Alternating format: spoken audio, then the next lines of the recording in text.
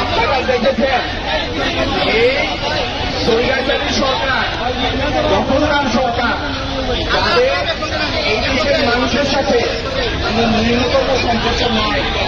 তারা কালকে রাতের আধারে পেট্রোলের দাম 50% পর্যন্ত বৃদ্ধি করেছে। পেট্রোল, ডিজেল এবং অক্টেনের দাম 50% পর্যন্ত বৃদ্ধি করেছে। তাদের প্রতিটা কাজ রাতের অন্ধকারে হয়, এরা দিনের আলোয় কিছু করতে পারে না। এই গিরগিটি ক্রেতারা সূর্যের আলো সহ্য করতে পারে না। আলো সহ্য করতে পারে না মানে সত্য সহ্য করতে পারে না। সেই জন্য প্রত্যেকটা সময় এরা চলে মিথ্যার আশ্রয়।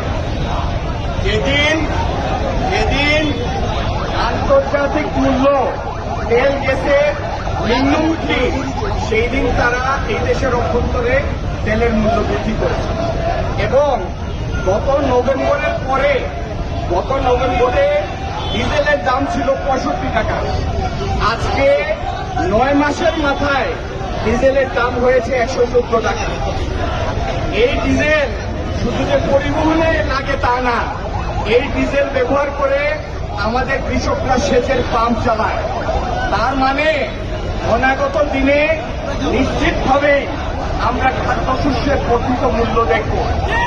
কোথায় 10 টাকা সেরের সেই প্রতিশ্রুতি, আর কোন দিকে এই সরকার এই দেশকে নিয়ে চলেছে? আপনারা দেখেছেন বিদ্যুতের অস্বাভাবিক লোডশেডিংয়ের প্রতিবাদে গত সপ্তাহে ভোলায় একটি প্রতিবাদ সভায় এরা কি নির্বিচারে গুলি চালিয়েছে। 50 জনের বেশি মানুষ বিএনপির নেতাকর্মীরা আহত হয়েছে এবং দুইটা তাজা প্রাণ 2-3 দিনের ব্যবধানে দুইটা তাজা প্রাণ চলে গেল। যে সরকারি কর্মচারী, যে পুলিশ কর্মকর্তা এই কাণ্ডটি ঘটিয়েছে, এই কুলাঙ্গারের শাস্তি ইনশাল্লাহ বাংলাদেশের মাটিতে হবে।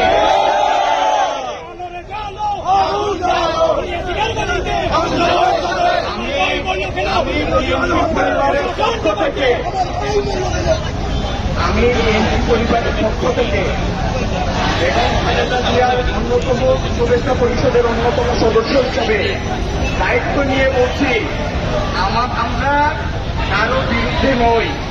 আমরা এই সন্ধান করি না